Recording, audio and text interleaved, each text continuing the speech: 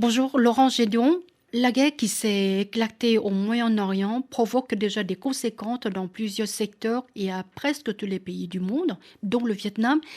Quel rôle le Moyen-Orient occupe-t-il aujourd'hui dans les relations économiques et commerciales du Vietnam?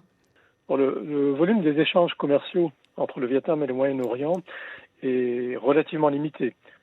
Les exportations vietnamiennes vers cette région représentent, au moins aujourd'hui, moins de 3% du chiffre d'affaires total des exportations vietnamiennes. Donc, de ce point de vue, le Moyen-Orient représente un marché qui est moins important pour le Vietnam que les États-Unis, la Chine ou l'Union européenne. Mais c'est quand même un marché qui est potentiellement stratégique pour plusieurs raisons. D'abord, si on se place du point de vue des exportations du Vietnam, le Moyen-Orient représente un débouché pour les exportations vietnamiennes de produits manufacturés comme les téléphones, les composants électroniques, les textiles, les meubles aussi. Et il représente aussi un marché pour les produits vietnamiens qui sont issus de l'agriculture et de l'aquaculture. Ce qui paraît normal compte tenu du fait que les pays du Golfe et du Moyen-Orient sont très dépendants des importations alimentaires. Et de ce fait, les exportations vietnamiennes de riz, de café, de poivre, de noix de cajou, mais aussi de crevettes, de fruits de mer, trouvent des débouchés intéressants au Moyen-Orient. Et on peut ajouter, je pense, c'est intéressant de le dire, un secteur de marché qui est moins connu, mais qui devient important, qui est celui de la nourriture halal. C'est un secteur que le Vietnam cherche à capter pour répondre à la demande des pays musulmans, en sachant que ce dernier positionnement est d'autant plus stratégique que le marché mondial du halal pourrait atteindre les 5 000 milliards de dollars en 2030. Alors ça, c'était du point de vue des exportations. Du point de vue des importations, le Vietnam importe depuis le Moyen-Orient principalement des ressources énergétiques. Bon, parmi les plus significatives, évidemment, on peut citer le pétrole et ses dérivés, le gaz naturel liquéfié, mais il y a aussi différentes matières chimiques. Et à ceci s'ajoutent des métaux et des matières premières diverses à usage industriel. Ce sont des importations qui sont essentielles pour alimenter l'industrie vietnamienne et tout son système énergétique. Donc de ce point de vue, le Moyen-Orient joue un rôle clé auprès du Vietnam comme fournisseur énergétique et industriel. Et si on s'intéresse au cas spécifique des pays du Golfe, on note que Hanoï développe depuis plusieurs années une stratégie d'investissement qui s'est concrétisée par la signature de plusieurs accords commerciaux bilatéraux. Et l'exemple le plus marquant, je crois, est celui qu'on appelle l'accord CEPA, le Comprehensive Economic Partnership Agreement, qui a été signé le 28 octobre 2024 à Dubaï avec les Émirats arabes unis. Et c'est un accord qui vise à supprimer la majorité des droits de douane, à faciliter l'investissement et qui ouvre la voie à une accélération des échanges commerciaux entre les deux États.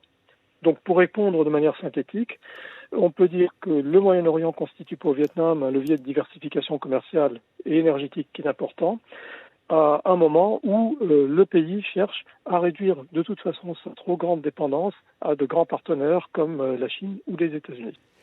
Alors, dans quelle mesure les tensions ou conflits au Moyen-Orient pourraient-ils influencer certains marchés d'exportation importants, notamment l'Union européenne, les États-Unis, le Golfe, l'Israël, pour le Vietnam? Le conflit au Moyen-Orient est vraiment susceptible d'impacter les marchés d'exportation du Vietnam et de plusieurs manières.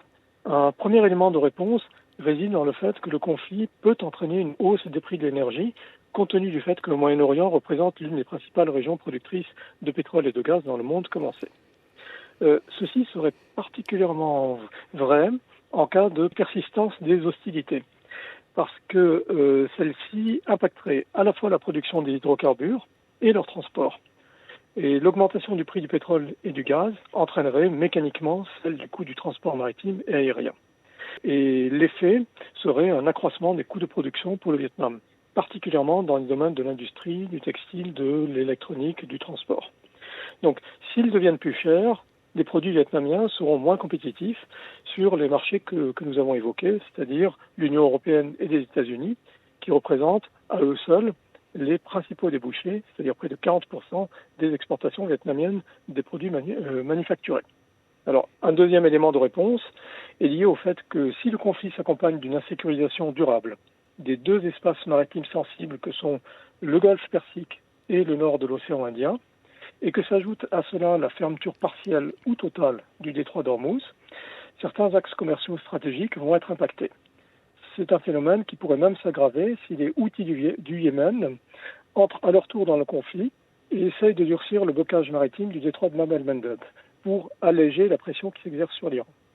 Alors, c'est une hypothèse qui, pour le moment, reste sur la table, même si les Houthis gardent pour le moment une attitude prudente. Mais on ne peut pas exclure cette hypothèse, puisque leur chef, Abdul Malik al-Houthi, a déclaré le 5 mars, dans un discours télévisé, que son groupe était prêt à frapper à tout moment. Alors, dans un contexte aussi sensible, les navires devraient contourner les zones maritimes dangereuses, et ça accroîtrait et le temps de transport et le coût logistique. Un tel cas de figure, évidemment, serait problématique pour le Vietnam parce que les chaînes de valeur des exportations vietnamiennes dépendent fortement des routes maritimes qui relient les centres de production asiatiques aux principaux marchés d'Europe et d'Amérique du Nord. Et toute perturbation de ces routes peut entraîner une hausse des coûts et des retards de livraison. Il y a un troisième élément de réponse que je voudrais évoquer, c'est l'économie mondiale. Parce que les tensions régionales peuvent susciter une instabilité économique générale qui serait marquée par le retrait des investisseurs et une réaffectation du budget public des États en direction de la défense. Et ce contexte pourrait affecter l'économie des pays partenaires du Vietnam, en particulier au Moyen-Orient, et peser sur leur capacité d'importation. Mais on remarque que ce ne sont pas seulement les partenaires du Golfe qui sont concernés, mais aussi Israël. Cette évolution pourrait également toucher les économies européennes et américaines. Alors, on voit que la guerre entre l'Iran, d'une part, et les États-Unis et Israël, d'autre part, est susceptible d'influencer indirectement l'économie vietnamienne, en ce sens que même si le Moyen-Orient n'est pas le premier partenaire commercial du Vietnam, les tensions dans cette région peuvent avoir des répercussions importantes sur les principaux marchés d'exportation vietnamiens, avec le risque qu'en cas de perturbation prolongée, le Vietnam devienne alors moins compétitif en termes de prix par rapport à des pays exportateurs situés, eux, plus près de l'Europe ou plus près de l'Amérique du Nord et qui utiliseraient des itinéraires de transit plus courts et moins risqués. Alors, l'industrie technologique vietnamienne est en pleine croissance et pourquoi ce secteur peut-il également être sensible aux évolutions géopolitiques dans cette région? En fait, parce que l'industrie technologique vietnamienne, c'est-à-dire principalement l'électronique, les semi-conducteurs et l'assemblage de manière générale, dépend fortement de l'énergie et de certaines matières premières. Or, les tensions dans des pays producteurs d'hydrocarbures comme l'Arabie Saoudite, le Qatar ou les Émirats arabes unis sont susceptibles de provoquer, on l'a vu, une hausse des prix du pétrole et du gaz, avec un effet immédiat, c'est l'augmentation du coût des productions industrielles qui s'accompagnerait d'une hausse du coût du transport international. Donc, les activités industrielles vietnamiennes nécessitent un apport d'énergie important et l'accroissement du coût des ressources énergétiques affectera mécaniquement la compétitivité des exportations technologiques du pays. Et on note aussi que le Vietnam est devenu un maillon important de la production technologique mondiale parce qu'il y a eu l'implantation dans le pays d'entreprises très importantes. Alors, je peux citer Samsung, Intel, Foxconn ou même Apple. Et en tant qu'exportateur de produits finis, le Vietnam aurait évidemment beaucoup à perdre s'il y avait un ralentissement des chaînes logistiques et un renchérissement des coûts d'acheminement des marchandises vers les marchés d'exportation. Et là, je pense qu'il faut mentionner le cas particulier d'Israël, puisque le Vietnam entretient une coopération technologique poussée avec ce pays, et notamment dans le domaine de l'intelligence artificielle et de l'agritech. Ce qu'on appelle l'agritech, c'est le domaine qui comprend l'ensemble des innovations numériques et robotiques qui visent à améliorer la productivité, la durabilité ou la rentabilité des exploitations agricoles. Et dans un contexte où Israël représente un pôle technologique majeur, la persistance ou l'aggravation des tensions régionales pourrait ralentir les projets de coopération technologique bilatérale entre le Vietnam et Israël et conduire à une baisse des investissements dans ce domaine. En outre, outre Israël, le Vietnam pourrait faire face à ce problème avec les États du Golfe, puisque plusieurs de ces États ont développé au cours des dernières années une stratégie de diversification de leur économie axée sur l'ouverture au secteur de la haute technologie et de l'innovation. Et pour aller plus loin, au-delà du seul Moyen-Orient, la crise pourrait avoir pour conséquence une hausse de l'inflation au niveau mondial, accompagnée d'un ralentissement économique en Europe et aux États-Unis. Et dans ce contexte, on pourrait s'attendre à un flottement de la demande mondiale pour les produits électroniques. Alors ça représenterait évidemment une perspective préoccupante pour l'industrie technologique vietnamienne. Alors, le Vietnam a fixé l'objectif de croissance de minimum 10% en 2026.